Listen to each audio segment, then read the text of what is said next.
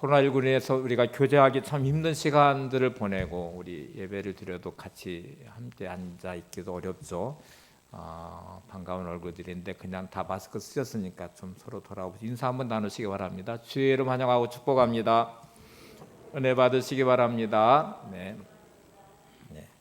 하나님이 창조한 에덴의 기쁨과 그 행복의 자리로 돌아가는 또 찾아가는 감사 7가지 언어. 우리 지난주에는 부활주일에서 한 주 좀 건넜고요.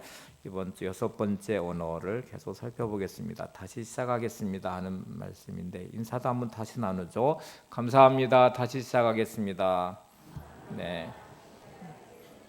다시 시작하겠습니다는 다시 일어나는 감사입니다. 우리가 사는 세상은 타락한 아담과 하와의 범죄와 타락으로 이제 하나님의 징계와 심판 앞에 놓여진 세상 속에 우리가 살고 있습니다. 이것은 주님 모실 때까지 불순종의 대가로 받은 이 세상의 징계는 거둬지지 않을 것이고 결과가 달라지지는 않을 것입니다.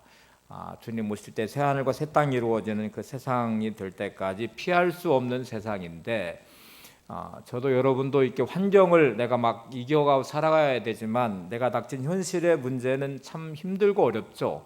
이게 에덴 동산 같이 완벽하지 일단 않으니까 이런 세상 속에 우리가 살아가야 되는데 그런데 어떤 사람들은 그런 세상에 힘겨워하고 벅차고 때로 낙심하고 좌절하고 때로 분노하고 날마다 불평과 원망이 가득한 패배자 같은 인생을 사는 사람들이 있습니다.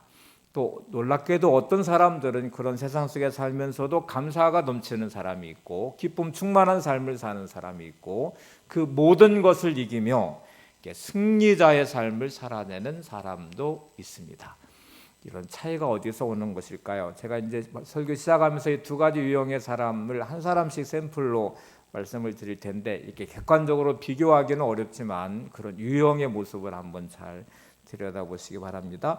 첫 번째 폴 고갱이라는 화가 이야기를 좀 드려보려고 해요. 이분이 마지막에 그린 그림이 이 질문이 참 중요해요. 우리는 어디서 왔으며 누구이며 어디로 가는가 하는 질문의 그림입니다. 이분이 친구한테 보낸 편지 속에 내가 이런 그림을 그렸다. 이 그림의 제목은 우리는 어디서 왔으며 누구이고 어디로 가는가 하는 그림이다 하고 자신이 소개를 하고 설명을 했기 때문에 우리가 이제 이 그림을 이해하고 해석할 수 있게 됐어요. 근데 이 그림은 4m짜리 아주 큰 폭의 그림입니다. 조금 설명을 하고 이분 이야기를 좀 전해드려 볼게요. 오른쪽에 보시면 이제 개 한 마리가 있어. 이게 관찰자, 폴 고갱이 자신이 인생을 관찰할 때 우리는 어디서 왔으며 누구이고 어디로 가는가 하는 질문에 이 답을 좀 찾아보려고 이 관찰자 입장의 개의 시선인데 개가 자기 자신을 상징한다고 그래요. 그리고 여기 있는 사람도 또 결국 자기 자신이에요. 이분 이 그림의 이 복장은 태평양의 타히티 섬이라는 원주민 복장입니다. 그리고 실제로 폴 고갱은 타히티 섬에서 마지막 여생을 보내요. 그래서 이 복장의 그림을 그리는데 오른쪽 개의 시선으로 본 첫 번째 그림 아이가 있고 3명의 여인이 있는데요. 한 여인은 등지고 있고 두 여인은 바라보고 있어요. 타히티 섬은 아이가 태어나면 공동 양육을 했대요. 그래서 여인들이 같이 아이를 자기 아이들처럼 공동 양육을 하는데 여러분 태어난 아이를 보는 것처럼 돌봄이 제대로 되고 있지 않아요. 서로 공동으로 하다 보니까 책임을 전가하는 부분도 있고 한 여인은 등을 돌려버리듯 아이를 외면했고 두 여인은 바라보는 시선이죠. 아이를 품지 않고 있는 모습이듯 아이는 어쩌면 태어나는 순간부터 철저하게 돌봄과 사랑을 받지 못한 외면당하고 상처받고 그런 일들이 이제 아이 안에 있게 된다는 것을 표현하고요. 가운데 있는 그림이 선악과를 따먹으려고 하는 한 남자의 모습입니다. 성경에는 아담의 모습이기도 한데 현실에 만족할 줄 모르는 그리고 아담과 하와가 주신 에덴 동산의 그 모든 것 주심에 대한 감사와 기쁨으로 살지 못하고 하나 그만 그거를 따먹으려고 하는 인간의 탐욕과 욕망 또 하나님처럼 되고자 하는 그런 마음이 선악을 알게 한 다음에 열매를 따먹듯이 이게 따려고 하는 자세는 인간은 주어진 현실에 만족하고 감사하고 기쁘게 살지 못하고 날마다 뭔가를 더 추구하고 뭔가를 더 요구하고 인간의 욕망과 탐욕 끝없이 뭔가를 더 갈구하는 채워지지 않는 인생 또 만족하지 못하는 삶의 모습을 표현하고 있고요. 마지막 제 왼쪽에 있는 젊은 여인과 나이든 여인의 모습은 인생은 이렇게 젊음의 시간을 지나 나이가 들어가는데 그 나이 들미 행복과 만족에 충만한 삶이 아니라 머리를 감싸고 있죠. 얼굴을 막 이렇게 하고 있는 모습인데 뭔가 공허하고 불안하고 그리고 채워지지 않는 인생의 그 끝자락의 모습을 우리한테 보여주고 있습니다. 더 많은 이야기를 할 수 있는데 시간이 오늘 주제하고 벗어나니까 여러분 보시면 어디서 왔으며 태어난 나이 우리는 누구인가 하는 이 정체성에 있는 가운데 있는 한 남자 그리고 우리는 어디로 가는가 결국 나이 들어 가며 젊음도 사라지고 인생의 그 끝자락의 허무함을 보여주는 그림인데요. 결국 질문은 있는데 답은 없어요. 우리 현실을 표현하는 그림 같이 보이지만 3m의 큰 그림의 폭으로 이 질문을 해보고 대답을 해보려고 하지만 이 질문에는 그 인생에 대한 답이 없습니다. 어디서 왔는지 누구인지 어디로 가는지에 대한 답이 일단 없죠. 자, 여러분 이 폴 고갱 후기 인상파 화가로 알려진 이 사람 1848년에 태어났잖아요. 1800년대 사람이에요. 프랑스 불란서 사람인데 아버지가 자유주의자여서 이 페루 수도의 리마로 망명을 하려고 프랑스를 떠나 리마로 가는 중에 중간에서 사망을 하게 됩니다. 어린 이 폴 고갱은 어린 나이에 따라가다가 7살 나이에 아버지가 죽음을 경험하게 되고 고아가 돼버려서 다시 프랑스로 돌아와요. 그는 자유에 대한 갈망이 있었어요. 그래서 선원이 되는데 선원이 돼서 이 대서양이나 태평양을 횡단하면서 자유로운 인생을 꿈꾸었는데 선원의 삶은 고단하죠. 그래서 중도에 포기하고 돌아와 버립니다. 그리고 중간에 증권거래소라는 곳에서 취직해서 일을 하기 시작하고 결혼을 해서 6명의 자녀를 두었어요. 그런데 1882년에 증권업계가 파산하면서 실직을 하게 됩니다. 참 인생의 운명이라는 게 얼마나 힘들게 하는지 아버지를 일찍 여의고 고아 같은 삶의 고단함 인생으로 다시 프랑스로 돌아온 그의 인생. 선원이 됐지만 그의 답을 찾지 못하고 증권회사의 거래소에 취직했지만 또 증권 업계가 파산하면서 실직하게 되고 결혼해서 6명의 자녀를 두었는데 생활할 수 있는 기반이 일단 없죠. 그가 좋아했던 그림이 이제 본업이 됐어요. 그래서 35살의 나이에 화가로 전향을 하면서 그림을 그리지만 그림이 팔리지가 않아요. 그래서 너무 극심한 가난 가운데 결국 이혼을 하게 됩니다. 인생의 환멸을 느낀 이 폴 고갱 그리고 문명이라는 것에 대해 환멸을 느낀 고갱은 창조된 에덴 동산 같은 곳은 없을까 근심 걱정 없고 그냥 삶이 좀 행복할 수 있는 곳이 없을까 찾아봤는데 태평양의 이 타히티 섬이라는 곳은 원주민들이 그냥 원시적인 모습으로 살아가는 그곳은 이런 문명의 때든 모습이 없이 정말 순박하고 인생이 행복하지 않을까. 그래서 태평양의 타히티 섬으로 이혼한 자신의 홀로몸 자녀들을 다 놔두고 이제 혼자 타히티 섬으로 들어가게 돼요. 자기가 추구했던 행복은 거기에 없었습니다. 여전히 그것도 인간이 사는 곳이어서 인간적인 욕망과 탐욕과 갈등이 난무했고 그리고 그 안의 모습에 행복을 찾을 수 없었습니다. 폴 고갱은 알코올 중독자가 됐고요. 또 성병에 걸려 매독이란 성병에 걸리게 됐고 그리고 온갖 가난에 시달리면서 결막염 병들을 앓기 시작한 아주 심각한 지경에 빠지게 돼요. 1897년 4월 달에 아내로부터 편지 한 통이 도착했어요. 이혼한 전 부인으로부터 온 편지죠. 딸이 죽었다는 소식이었습니다. 이 알린이라는 딸이 20살 된 여자아이인데 폐렴에 걸려서 1월 7일 날 죽었대요. 20살 된 딸이 죽었대요. 그 1월 7일 날 죽은 딸의 소식이 4월 달에 이제 하이티 섬에 도착을 했어요. 폴 고갱은 많이 울었다고 합니다. 그 딸을 정말 사랑했었기 때문에 많이 울고 그 순간부터 그는 죽음을 생각하기 시작했고 12월 달에 비소라는 극약을 먹고 자살을 시도하게 돼요. 근데 그것이 이제 토해지면서 그는 다시 생명을 얻게 됐고 그리고 그의 인생은 이렇게 비참하게 극심한 가난과 질병과 알코올 중독과 성병과 이 모든 것을 끌어안으면서 견뎌내는 시간들을 보내다가 그가 묻는 질문이 이거였어요. 우리는 어디서 왔으며 누구이고 어디로 가는가 하는 이 그림을 그리면서 답을 찾아보려고 했지만 결국 답을 찾지 못하고 50대에 심장마비로 목숨을 잃게 됩니다. 여러분, 질문만 있고 답이 없는 인생, 그리고 끝없이 누구를 탓하고 시대를 탓하고 문명을 탓하고 더 좋은 인생을 추구하면서 찾아가 보는 그 타히티 섬에서도 그는 결국 답을 찾지 못하고 그렇게 인생을 마쳤습니다. 케네스 배 선교사님 이야기를 반대편에 한번 전해줘 볼게요. 우리나라 이름은 배준호라고 합니다. 18살에 아버지를 따라 미국에 이민을 가게 됐고 미국 시민권을 얻어서 미국 시민권자가 됐어요. 미국 시민이 됐고 이름을 케네스 배로 이름을 바뀌었고요. 근데 그는 고국에 대한 애착과 사랑, 특별히 북한에 대한 사랑이 있었어요. 자기 동족인 북한 땅에 있는 사람들이 너무 안타깝고 그들의 가난과 기근이 너무 안타까워서 선교단체를 만들어서 기금을 모금하고 15번이나 북한을 방문하면서 그들에게 끝없이 이렇게 지원을 해주고 거기에 복음을 전하기를 소망했습니다.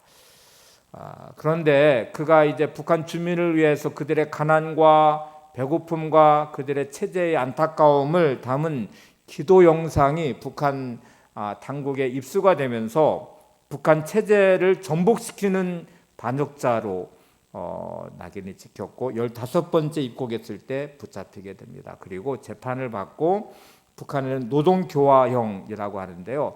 그 감옥, 완전한 감옥이 아니고 수용소가 있어서 아주 극심한 노동을 하면서 감옥 생활을 하는 것인데 노동교화형 15년을 선고받게 되고 복역을 시작했습니다. 2014년이었어요. 2년 만에 그가 풀려나요. 735일, 정확하게 735일 만에 풀려나게 되는데 6.25 이후에 미국 시민권자가 이렇게 붙잡혀서 억류된 최장기간의 사람이었다고 그래요. 2년 만에 풀려난 그가 기자회견도 하고 많은 TV에 인터뷰도 했어요. 근데 한결같이 물어보는 질문은 이거였습니다. 얼마나 힘들었습니까? 얼마나 억울했습니까? 북한 주민을 위해 그렇게 많은 헌신과 희생을 하며 그들을 도우려고 한 대가가 붙잡히고 그 극심한 노동과 그 감옥의 힘든 시간들을 그것도 15년을 선고받고 보내야 되는 시간들이었는데 2년 만에 735일 만에 풀려났지만 15년을 살 생각으로 이제 있었지 않겠어요? 근데 그 시간이 얼마나 힘들고 얼마나 원망스럽고 얼마나 절망스러웠습니까? 하고 묻는 질문에 이 케네스 비 선교사는 이렇게 말했습니다. 저는 그걸 복으로 생각했습니다. 저는 그때 너무 행복했습니다. 저는 너무 감사했습니다. 이렇게 대답해서 이해할 수 없는 자리잖아요. 진짜 억울하게 붙잡힌 자리에 힘든 노동과 고통의 시간에 15년을 거기서 보내야 되는 그렇게 언도를 받고 보내는 시간인데 그 시간을 이렇게 보냈대요. 이유가 이거였어요. 붙잡힌 첫날에 그는 거울을 보면서 이렇게 말했대요. 하나님 감사합니다. 이곳이 제 선교지임을 믿습니다. 다시 시작하겠습니다. 여러분, 그리고 이렇게 생각했대요. 내 믿음이 여기서 드러나고 있구나. 내 믿음이 테스트 받고 있겠구나. 그리고 내가 이렇게 미국 시민권자로 붙잡힌 것이니까 미국이 발칵 뒤집혔어요. 온 미국의 뉴스가 화제가 됐고 북한을 다시 조명하게 됐고 수많은 사람들이 북한을 위해서 자기를 위해서 기도를 하기 시작했다는 거예요. 그거를 복으로 여겼대요.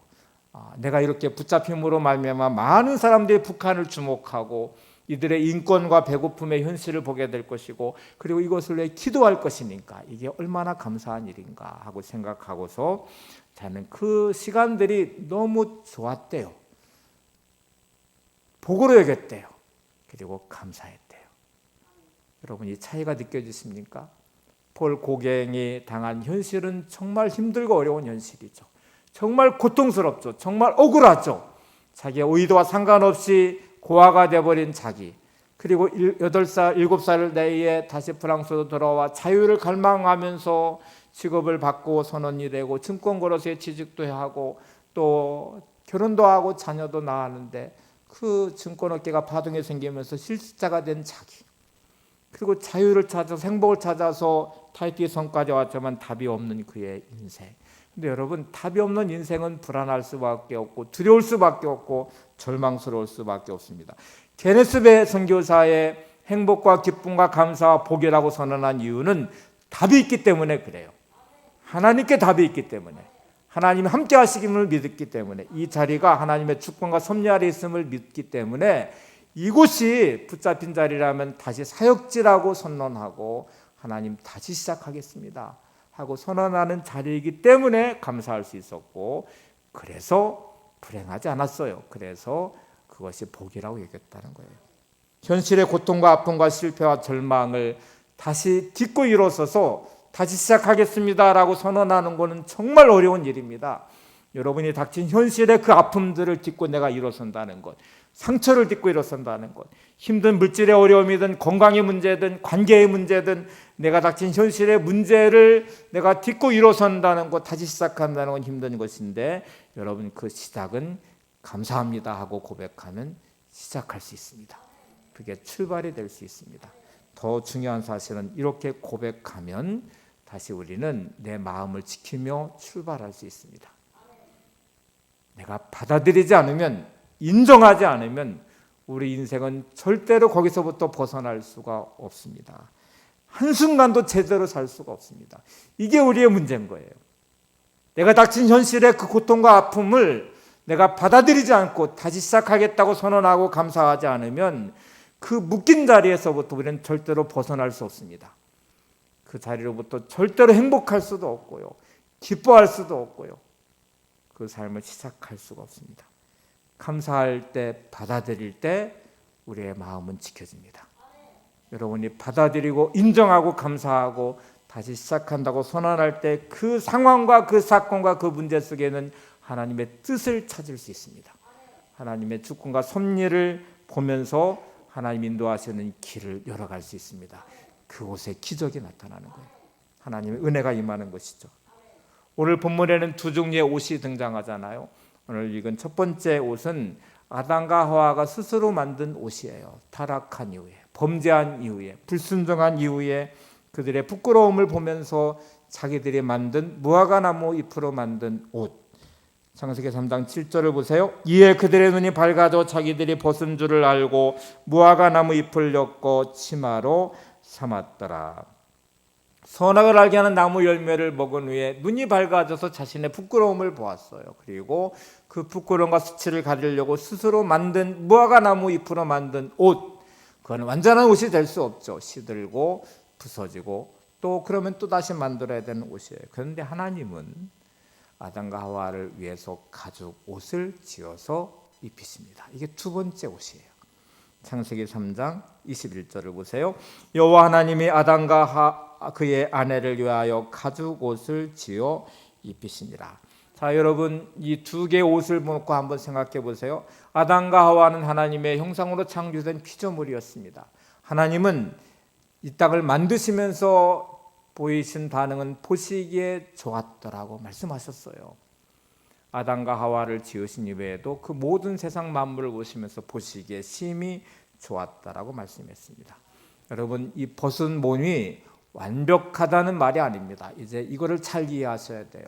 불완전할 수 있죠. 근데 왜 하나님이 보시기에 좋았다고 말하냐면 하나님과의 관계 안에 있는 세상, 하나님과의 관계 안에 있는 아담과 하와가 보시기에 좋은 거예요. 이렇게 비교해 볼게요. 어린아이는 태어나는 순간에 완벽하지 않습니다. 가장 불완전하고 가장 미숙하죠. 지적인 능력도 없고 스스로 일어설 힘도 없고 스스로 먹을 힘도 없고 그 모든 게 불완전하고 그리고 부족하고 그럼에도 불구하고 엄마 아빠가 있는 그 아이는 완전하죠. 그 안에서 무한한 기쁨과 행복과 평안함이 있겠죠. 이유는 아이의 부족함이 문제가 아니고 엄마 아빠와의 관계 안에서 그는 안전하게 지켜진다는 거예요. 여러분 우리 인생이 이렇게 살아갈 수 있는 힘과 능력은 어디서 오냐면 하나님께로부터 오거든요. 그런데 스스로 눈이 밝아져 자신의 부족함이 보여지니까 무화과나무 잎으로 자신의 몸을 가리려고 해보지만 자신의 보여지는 이 불완전함, 하나님을 떠난 인생, 하나님과 관계가 단절된 자신의 인생은 두려울 수밖에 없죠. 자신의 모습이 불완전함이 보이면 부끄럽고 그것이 절망일 수밖에 없죠. 근데 여러분, 지금 하나님이 가죽옷을 입히신다는 말은 관계를 단절시키지 않겠다는 말씀이거든요.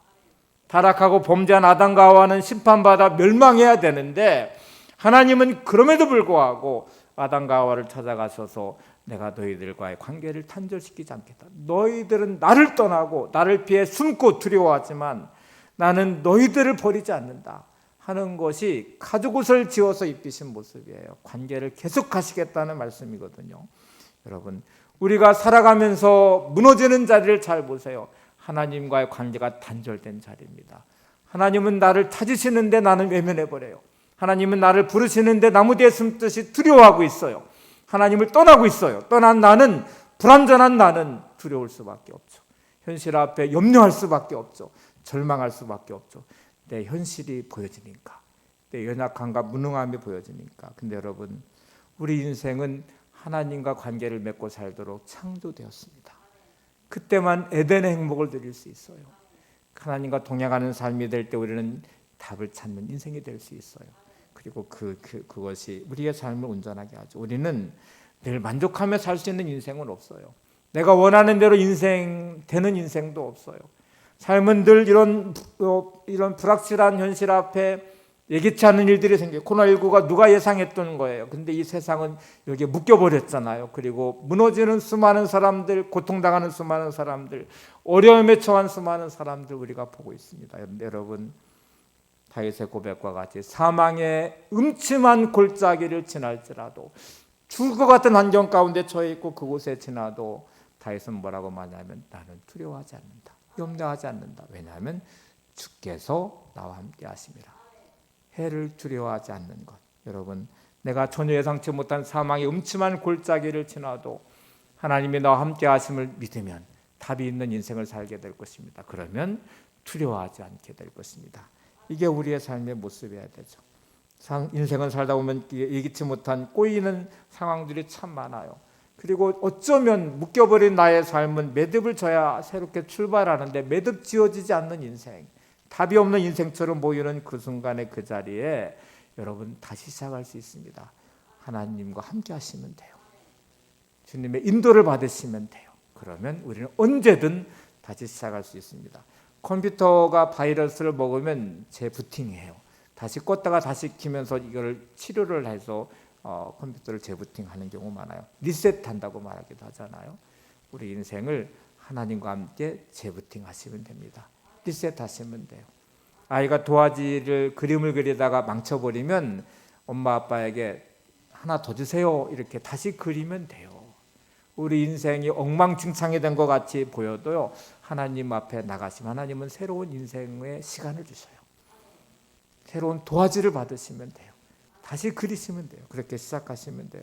여러분, 감사는 그래서 내 인생을 재부팅하는 것이고 하나님을 통해서 새로운 도화지를 받듯이 새롭게 시작하는 것이고, 우리의 마음을 지키는 수문장과 같이 여러분의 마음을 지킬 것입니다. 성경은 마음 지키는 것이 얼마나 중요한지를 많이 강조해요. 잘 아는 잠언 4장 23절을 보실까요? 모든 지킬 만한 것 중에 더욱 내 마음을 지키라. 생명의 근원이 이에서 남이니라. 여러분, 지킬 만한 것 중에 가장 중요하게 지켜야 될 것이 여러분의 마음입니다. 생명이 여기서부터 나오기 때문인데, 마음을 지키는 수문장은 감사입니다. 감사합니다. 다시 시작하겠습니다 하고 여러분이 선언하시면 여러분의 마음이 지켜져요. 예수 향남교회 정갑신 목사님 이야기를 좀 전해드려 볼게요. 이분이 강남에 있는 꽤 큰 교회, 기존 교회에 담임 목사로 청빙을 받아 부임을 하게 됐어요. 제가 교회 이름은 말씀드리지 않을 거예요. 이제 교회 부임을 했는데 자기가 원하는 대로 목회가 되지 않아요. 왜냐하면 장로님들과 끝없는 갈등으로 부딪히기 시작했어요. 이분의 자신이 이제 제가 한 말을 직접 들었으니까요. 자기는 다혈질적이래요. 성격이 불같아서 이렇게 막 자기 뜻대로 뭔가 돼야 되고, 그리고 완벽주의자래요. 그런데 이렇게 안 되면 못 견딘대요. 자기가 자기를 못 견딘대요. 이게 막 화가 나고 분노하고, 그리고 막 견딜 수 없는 이런 이제 마음이 자기를 묶어버리는 거죠. 장로님과의 끝없는 갈등이 목회를 하기가 어렵게 만들었습니다. 그 뭐 하나도 온전하게 하기가 어려웠어요. 그래서 이게 묶인 자기가 견딜 수가 없었어요. 이 상황 자체를 인정하기가 힘들었어요. 그래서 우울증에 빠지게 돼요. 그리고 정신과 병원에서 치료를 받기 시작했어요. 1년 넘는 기간을 목사가 우울증에 걸려서 정신과 치료를 받아요. 이것도 견딜 수가 없어요. 이게 목사인가? 이렇게 목회를 해야 되는가? 그는 결국 사임을 했어요. 그리고 그때 화성 이제 오산 화성 쪽에 막 아파트가 어마어마하게 지어지는 때였어요. 그래서 거기서 조그만 상가를 얻어 개척을 시작을 했는데 아내에게 이렇게 말했대요. 여보, 우리 욕심내지 말고 10명의 교인만 생겨도 감사하고 그냥 평생 가족같이 그렇게 목회하면서 행복하게 지냈으면 좋겠어. 이렇게 말을 했대요. 그랬더니 아내가 뜻밖의 안 된다고 하더래요. 그러더니 10명 말고 10가정만 있으면 좋겠다고 기도하고 우리 그냥 그렇게 목회를 하자고 했대요. 그리고 두 부부가 끌어안고 많이 울었대요. 인생의 실패자처럼 된 자신의, 그리고 큰 교회 강남에, 서울 강남에 큰 교회 담임 목사로 부임해서 미래에 대한 기대와 소망으로 했던 그 목회가 그렇게 무너지고, 목사가 우울증에 걸려버렸고 정신과 치료를 1년 이상 받아야 되는 현실에 무너진 자기는 정말 비참했어요. 근데 이분이 이제 서울에 교회 부임하기 전에 안산 동산교회 부목사로 있었대요. 근데 안산 동산교회의 장로님이 어느 날 찾아오셨대요. 찾아오셔서 목사님 드세요 하고 계란을 주셨는데 그 계란의 크기도 다 다르고 막 그리고 거기 오물도 막 묻어 있어요. 그래서 주시려면 좀 좋은 계란 주시지 이게 뭐야? 근데 그런 생각을 하고 이제 1년 이상 그 계란을 받아서 먹었대요. 어느 날 얼마 지나지 않아서 이 장로님이 이 계란이 어떤 계란인지 아세요? 하고 이 계란에 얽힌 이야기를 이제 풀어줬습니다. 이 이야기가 목사님의 인생을 바꾸었고 목회를 바꾸었어요. 어떤 이야기였냐면 이 계란을 낳은 닭이 폐계닭이었답니다. 양계장에서 계란을 낳는 닭이 있는데 그 닭이 이제 계란을 낳다가 어떤 시점에 계란을 못 낳게 되면 폐계닭으로 이제 살상해서 처분해 버린다고 그래요. 이 폐계닭, 계란을 더 이상 못 낳는 양계장에 있는 폐계닭을 한 마리에 500원씩 40마리 2만 원에 샀대요. 사가지고 이 장로님 집이 전원주택이어서 산도 있고 마당도 넓어서 그 마당에 이렇게 무리를 만들어 놓은 다음에 40마리를 거기에 넣었습니다. 넣어놓고 폐기 처분돼야 될 알을 낳지 못하는 폐계닭을 그 우리에 넣고 망울천 무리에 넣고 일주일 이상을 굶겼어요. 이유는 그 몸에 배어있는 항생제를 다 빼내기 위해서 그렇대요. 닭을 인공사료를 먹이면서 이제 알을 낳게 만들려고 어마어마한 항생제를 투여한대요. 그래서 일주일 동안 굶기면서 그 항생제를 다 빼내는 거죠. 몸의 체질을 바꾸는 거죠. 일주일 이상 굶기는 닭은 먹을 거를 주지 않으니까 땅을 파기 시작해요. 부리로. 그리고 거기에 있는 뭐 지렁이도 잡아먹고 우리에 일주일 이상 지난 다음에 우리에서 풀어놓으니까 막 산으로 들러 나가면서 그 온갖 것을 다 잡아먹어요. 벌레들도 먹고 뭐 풀도 뜯어먹고 그리고 잔반 처리하듯이 집에서 나온 이 음식 쓰레기를 던져주면 뭐 그냥 가리지 않고 무조건 먹어요. 그리고 체질이 바뀌면서 다시 알을 낳기 시작했대요. 바로 이 알이 그 알이래요. 정갑신 목사님이 이야기를 듣는 순간에 이 장로님의 의도와 상관없이 정말 중요한 걸 깨달았대요. 하나님이 나를 바꾸시기 위해서 그러셨구나. 목회자인 나를 체질을 바꾸듯이 닭의 체질을 바꾸듯이 이 고난과 어려움과 우울증까지 앓는 패배한 목사, 실패한 목사 같은 나를 바꾸셔서 하나님의 사람으로 쓰시려고 그러셨구나 하는 것을 깨닫고 그가 이렇게 고백을 합니다. 자기는 다혈질적이고 자기 뜻대로 돼야 되고 완벽주의자이고 못 견디고 그리고 자기의 계획대로 돼야 된다고 생각했던 자기의 목회를 내려놓았습니다. 그리고 이렇게 고백해, 하나님 이제부터 잔머리 굴리지 않겠습니다. 하나님 말씀하시는 모든 것에 예하겠습니다. 예만 하겠습니다. 말씀하신 대로 제가 하루하루 감사하면서 주신 삶의 목회를 감당하겠습니다. 이렇게 바꿨대요. 바꾸고 하나님이 놀랍게 부흥을 주시고 행복한 목회를 하고 있다고 말을 해요. 여러분, 어쩌면 지금 내가 당하고 있는 고난은 나의 죄악의 모든 것들을 빼내시간 하나님의 작업일 수 있어요. 우리 인생의 체질을 바꾸시는 시간일 수 있어요. 이렇게 살면 안 되기 때문에 지금 이 모습으로 살면 우리의 인생을 헛되게 낭비하고 잘못된 삶을 살기 때문에 어쩌면 하나님은 이런 시간을 우리에게 주셔서 네가 좀 바뀌어라. 너의 신앙의 체질을 좀 바꿔라. 너의 삶의 태도를 좀 바꿔라. 너의 인생을 바꿔라. 그렇게 주신 시간일 수 있을 것 같아요. 이렇게 받으셔야 돼요. 그래야 인정하시고 받으셔야 감사합니다. 다시 시작하겠습니다. 우리가 이 고백을 하면서 우리의 삶을 다시 세우고 새로운 인생을 살기 시작할 것입니다.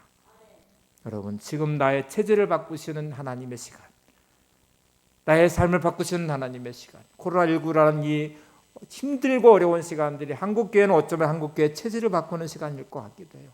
우리 나눔의 교회와 우리들의 신앙의 태도와 모습을 바꾸는 시간일 수 있을 것 같기도 해요. 우리가 그렇게 받아야 되죠. 힘들고 어렵다고 불평만 하지 마시고 이거에 대한 탓만 하지 마시고 이 시간을 통해 제가 바뀌기를 원합니다. 예배에 대해 더 갈망하고 사모하고 좀 예배자로 세워진 은혜가 있기를 바랍니다. 여러분 다시 시작하겠습니다 하고 말해야 한 발짝 내디딜 힘을 얻게 되고 새로운 출발이 시작이 됩니다. 여러분이 묶여있는 삶의 자리에 끝없이 불평과 원망과 분노만 하시면 한 발짝도 움직일 수가 없어요. 거기에 묶여서 벗어날 수가 없어요. 그 시간 하나님의 뜻도 이루어지지 않고요. 하나님의 주권과 섭리도 이루어지지 않고요. 하나님의 능력도 그 안에 없습니다. 탈무드에 이런 말이 있어요. 아주 좋은 말인데요. 세상에서 가장 사랑받는 사람은 모든 사람을 칭찬하는 사람이고 가장 행복한 사람은 모든 것에 감사하는 사람이다.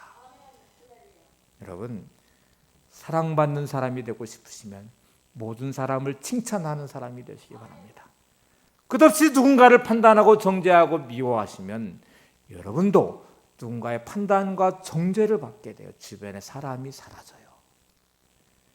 여러분 주변을 끝없이 칭찬하시고 인정하시면 여러분도 사랑받는 사람이 되고 인정받는 사람이 될 것입니다.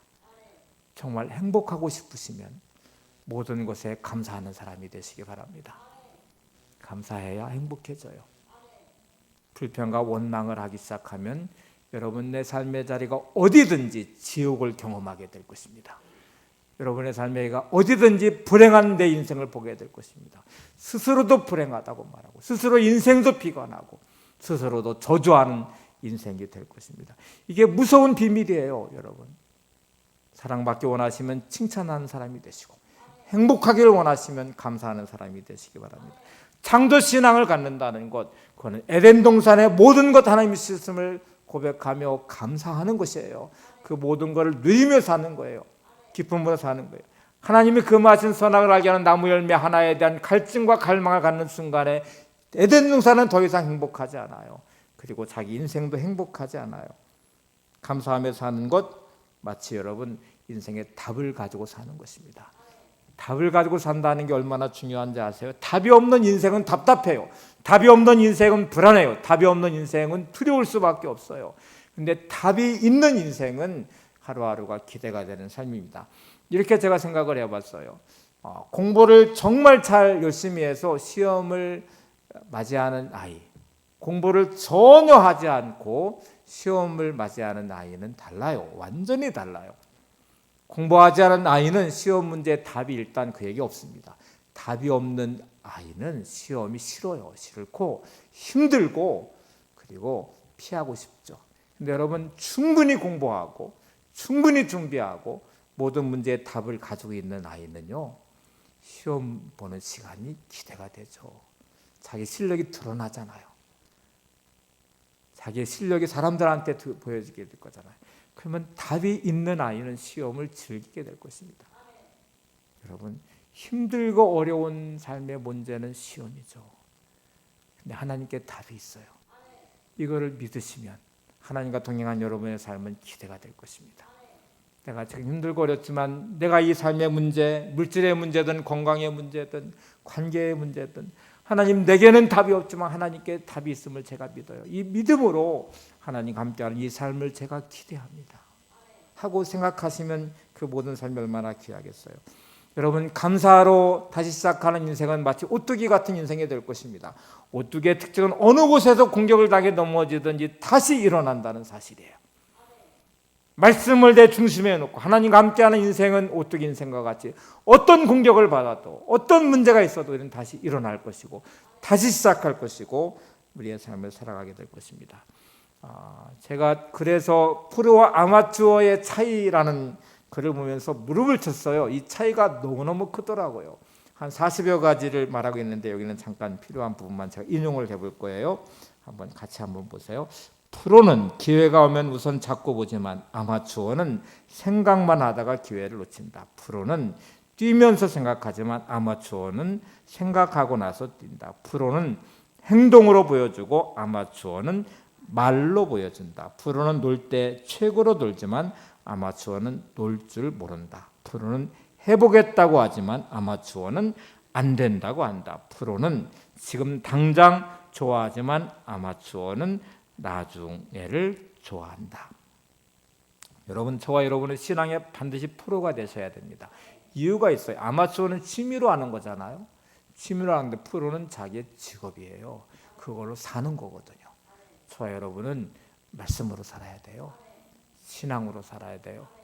이거를 아마추어 같이 하시면 안 돼요. 취미생활 하듯이 신앙생활 하시면 안 돼요. 신앙은 나의 전부이셔야 됩니다. 하나님이 나의 전부여야 돼요. 그래서 우리는 신앙의 전문가, 프로가 되셔야 돼요. 여러분의 삶에는 하나님과 항상 동행하는 삶이 되셔야 돼요. 그러면 어떻게 해야 되는지 아세요? 오늘 다시 이 글을 보시면 프로는 기회를 늘 잡는 사람이에요. 근데 아마추어는 생각만 한대요.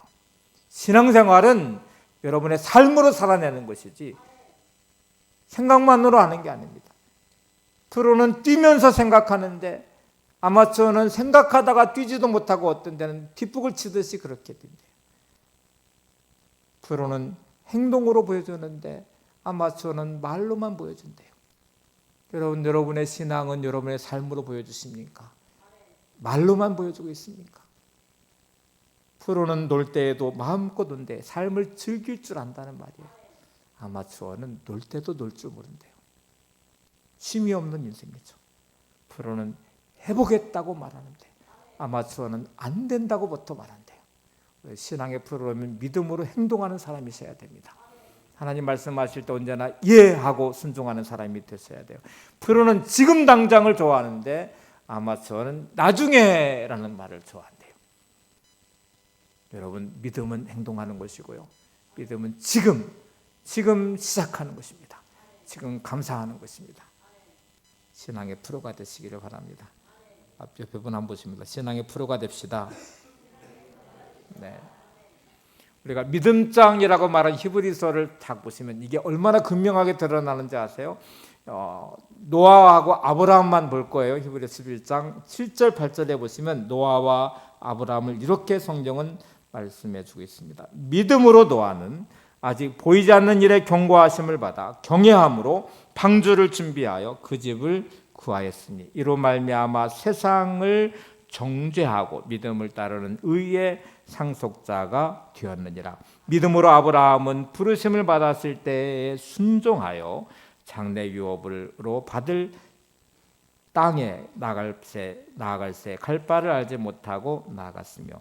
여러분, 노아 아브라함 잘 아시니까 제가 이렇게만 설명을 해드려 볼게요.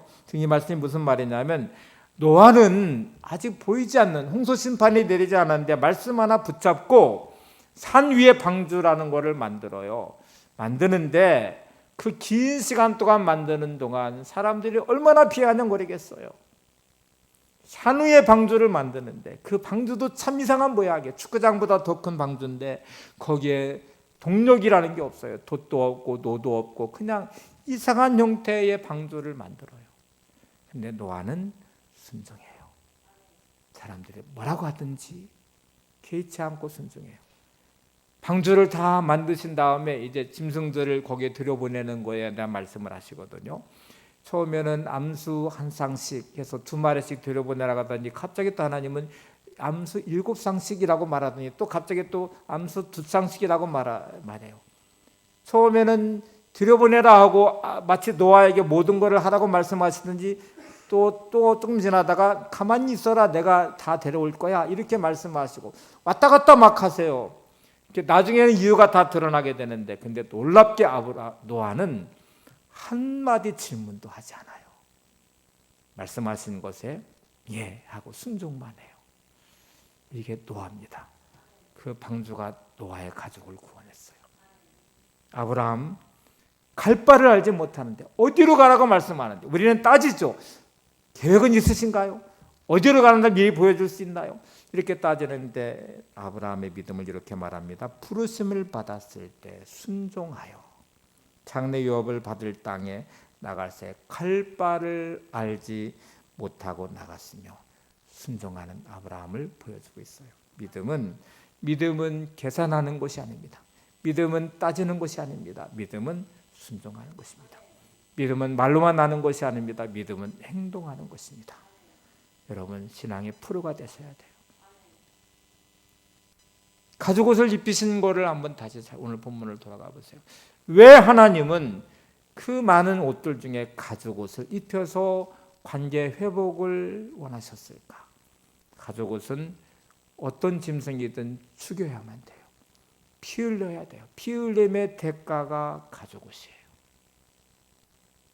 누군가가 죽어야 아담과 하와를 입힐 가죽옷이 되는 거예요. 하나님은 이거를 보여주셨어요. 하나님을 만날 수 있는 관계 회복의 자리는 끝없이 희생 제사를 통해 하나님께 나가게 하셨어요. 그리고 하나님은 이 관계 회복을 끝없이 원하셨어요. 나중에는 그렇게 해도 안 되는 이 백성들, 죄로 물들어서 희망 없는 이들을 위해 자신의 몸을 내주시는 예수님, 독생자를 내주시고 주님은 자신의 목숨을 내주셔 피 흘리심으로 우리의 죄의 누더기 같은 옷을 다 벗기시고 의의 옷을 입혀주시고 하나님의 자녀됨의 자리에 세우셔서 나와 함께하자 하고 말씀하십니다. 여러분 우리가 하나님의 자녀된 것, 내가 의의 옷을 입게 된 것, 예수님의 십자가의 죽으심과 피 흘리심이 있었기 때문에 그 피 흘리심에 짐승을 죽여 그 피 흘리고 가죽옷을 입히듯 우리의 예수님의 십자가의 죽으심으로 피 흘리심으로 그 죽음으로 우리에게 의의 옷을 입히셨어요.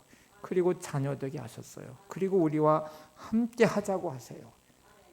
근데 여러분 왜 나는 내 삶에 끝없이 하나님을 등지면서 나 혼자 인생을 살고 있습니까? 왜 하나님의 말씀 앞에 서지 않나요? 왜 하나님과 함께 하지 않나요? 왜 나무 뒤에 숨어서 두려워하고 있습니까? 여러분의 삶의 자리에 하나님이 함께 하십니까? 하나님과 동행하시나요? 끝없이 주님과 함께하는 그 길에 사망의 음침한 골짜기를 다닐지라도 해를 두려워하지 않는 마음, 그건 하나님이 함께 하시기 때문이잖아요. 그 믿음이 내게 있어야 되잖아요. 오늘 이 삶이 우리 안에 있기를 바랍니다. 제가 결론을 어떻게 맺을까 하고 생각하다가 시편 말씀을 붙잡았어요. 시편은 놀랍게 보세요. 시편 1편은 서론이거든요.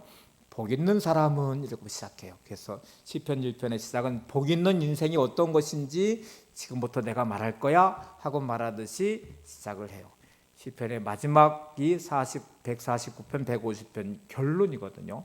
결론은 하나님을 찬양하는 것으로 결론을 맺어요. 다시 말하면 복 있는 인생의 답은 하나님을 찬양하는 것입니다. 근데 그 안에 들어있는 내용들을 보시면 그 안에 인간의 온갖 것들이 다 들어있어요. 인간의 실패가 들어있고 고통이 들어있고 고난이 들어있고 도망자의 삶이 들어있고 억울함도 들어있고 분노도 들어있고 주어진 삶의 실패와 그 모든 아픔과 고통들이 그 안에 다 들어있는데 어떻게 녹아내고 있는지 아세요? 그거를 끌어안고 인생을 저주하지 않아요. 그거를 끌어안고 인생을 비관하지도 않아요. 그 모든 것을 끌어안고 하나님 앞으로 나갑니다.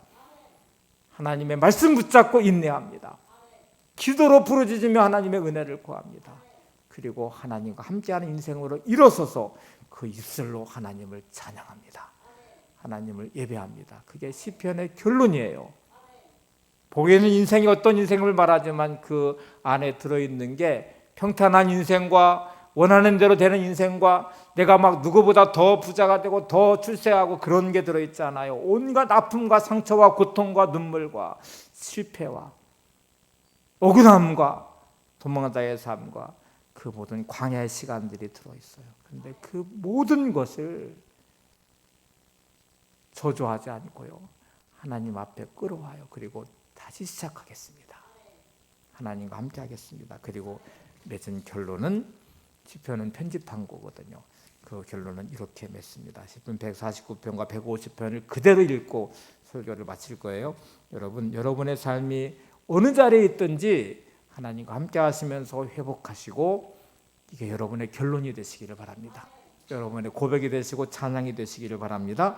시편 149편 1절에서 9절을 보세요.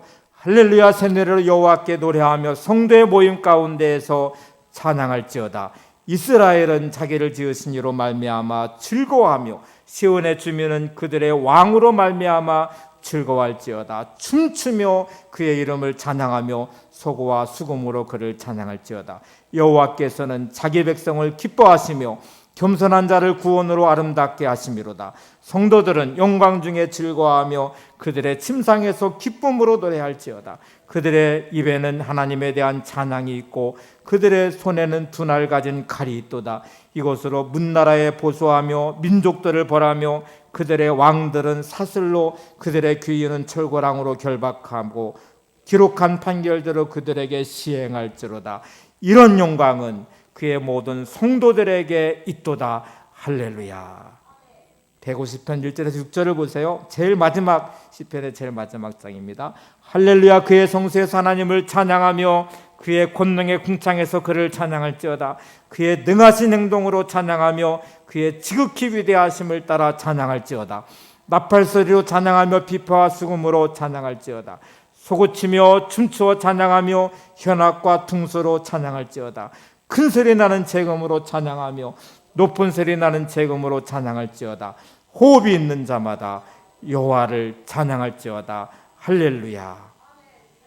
여러분의 모든 삶의 자리에서 하나님을 찬양하시기 바랍니다. 감사함으로 다시 시작하시고 이게 여러분의 결론이고 여러분의 답이 되시기를 바랍니다. 회복시키서 함께 찬양하시고 기도하겠습니다.